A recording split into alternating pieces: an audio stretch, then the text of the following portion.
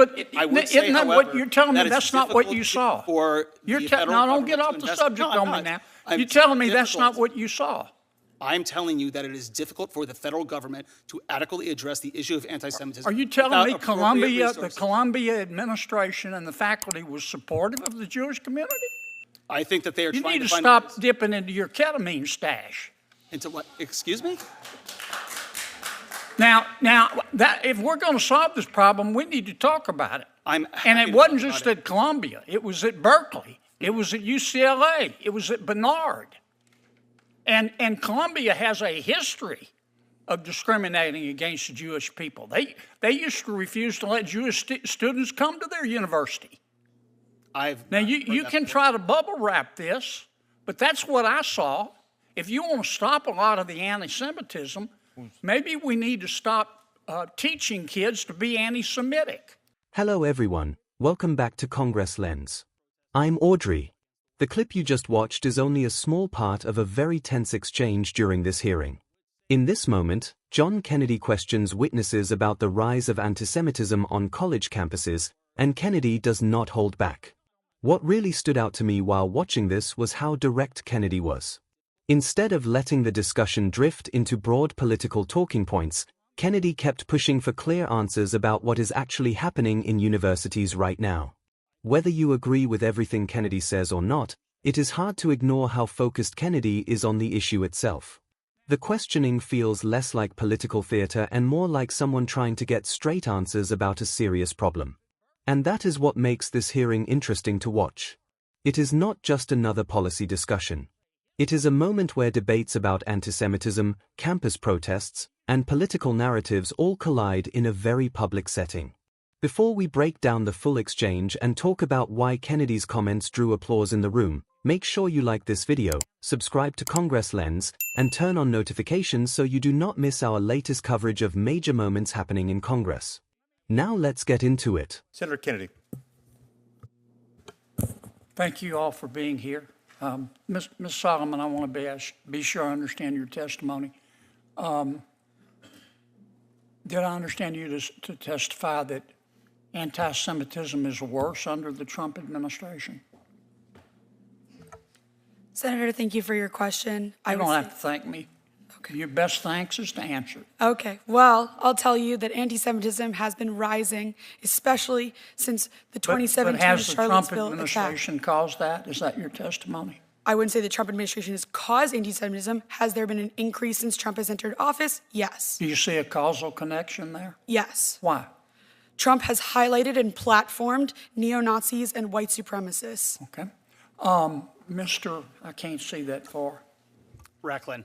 Mr. Racklin, I understood you to say that in answer to Senator Durbin's question, the spending reductions,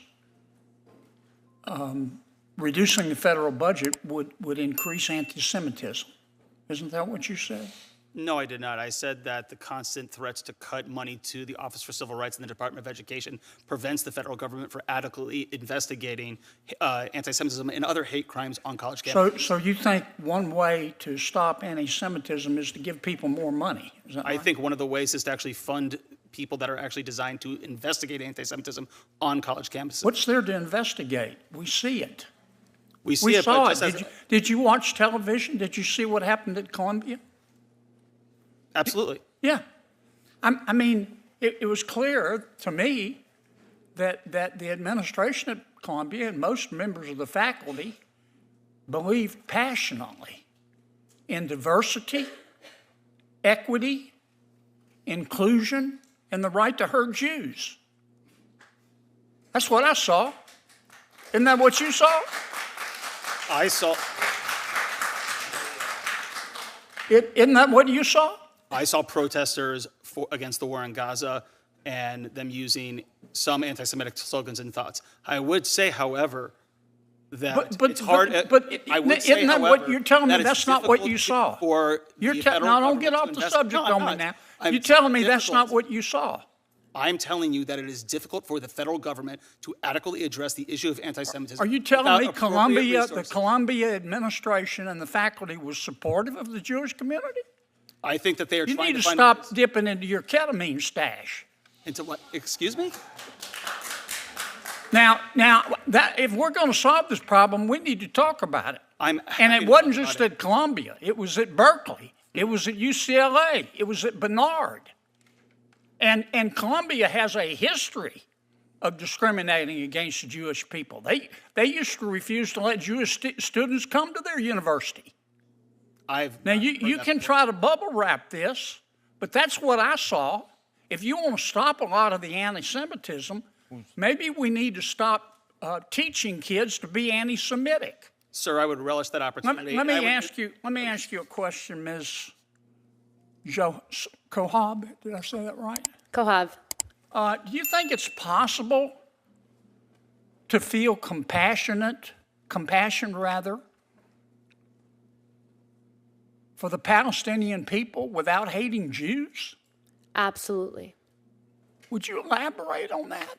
Because it looks to me like many of our Ivy League universities, they weren't the only ones. Some universities handled it well. Vanderbilt, University of Chicago, Tulane. But it looks like the administration was teaching kids you got to pick a side. Mm-hmm. You either have to hate Jews or you have to be for Hamas. You can't be. There's no middle ground. Tell me what you saw. You've written a book about it. Maybe Mr. Rockland ought to read it.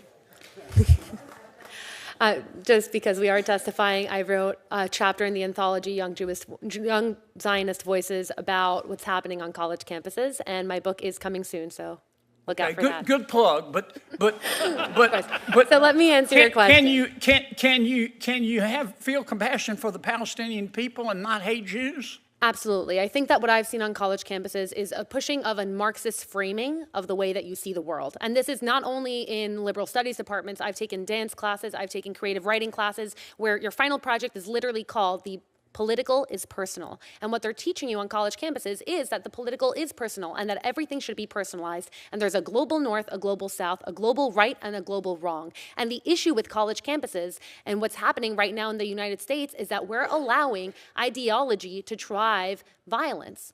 A society that says that you can commit violent acts based on your ideology because your ideology is correct is a society that's eroding, and that's what I see on college campuses. Now, you asked if I could feel Palestinian peoplehood, right? If I could feel compassion for the Palestinian people. Absolutely. And every night when I go to bed, yes, I pray for the Jewish people, but I also pray for the Palestinian people, for God to send them leaders that actually care more about their safety. Leaders that put their people's safety in order to propel an ideology at risk aren't leaders. If you look at Hamas, they tout what happened after October 7th up until this day as a victory. How can you lie in rubble after thousands of your people have died and call that a victory? So what I see that has to happen on college campuses is de-radicalization. Until you admit that there's a radical ideology happening on a college campus, you cannot fight it. You cannot fight it. Senator Ronald. After watching the entire exchange, one thing really stood out to me. John Kennedy was clearly trying to cut through political framing and get to the heart of the issue. Early in the hearing, a witness suggested that antisemitism has increased since 2017 and hinted at a connection to Donald Trump. Kennedy immediately pushed back on that idea. In my opinion, that moment mattered. Kennedy did not allow the conversation to turn into a debate about one political figure. Instead, Kennedy redirected the focus back to the broader issue of antisemitism and what students are experiencing on campuses. Another part of the exchange that stood out was the discussion about federal funding and investigations. One witness argued that cutting resources for civil rights officers could make it harder to investigate antisemitism on college campuses. Kennedy challenged that argument. Kennedy pointed out that many incidents are already visible to the public. People have seen protests and tensions on campuses like Columbia University, University of California, Berkeley, and University of California, Los Angeles. Kennedy's point seemed simple. If antisemitism is already happening in plain view, the problem is not just about investigating it. The real question is why these environments are allowing this hostility to grow in the first place. Another moment that caught my attention was when Kennedy pushed back against the idea that campus protests about the war in Gaza fully explain the situation. Kennedy clearly believes there is a difference between political protest and anti-Semitic rhetoric, and Kennedy was pressing the witnesses to acknowledge that line. Later in the discussion, one witness talked about ideological influences on campuses. The witness argued that some universities teach students to see the world through rigid ideological frameworks that divide people into categories of oppressors and victims. According to that perspective, those ideas can sometimes push students toward extreme views. Whether someone agrees with that analysis or not, I think Kennedy was right to highlight the concern that ideology can intensify tensions instead of reducing them. There was also an important moment when the conversation shifted to compassion for Palestinians. One witness said clearly that people can care about Palestinian civilians without hating Jewish people. That statement added some balance to the conversation. It reminded everyone that empathy for one group does not require hostility toward another. Still, Kennedy's main point stayed consistent throughout the hearing. From Kennedy's perspective, universities and policymakers need to confront antisemitism directly instead of minimizing it or explaining it away through political arguments. And that is probably why the moment drew applause in the room. Kennedy was not speaking in careful bureaucratic language. Kennedy was speaking plainly, and for many people watching the hearing, that direct approach resonated. At the end of the day, this exchange shows how complicated and emotional the issue of antisemitism on college campuses has become. It also shows how congressional hearings can bring these debates into the open. For me, the biggest takeaway is that serious problems require honest conversations, even when those conversations are uncomfortable. But I want to hear your thoughts. Do you agree with John Kennedy's approach in this hearing, or do you think the witnesses made stronger points? Let me know in the comments below. And if you enjoyed this breakdown, do not forget to like the video and subscribe to Congress Lens for more reactions and analysis of the biggest moments happening in Congress.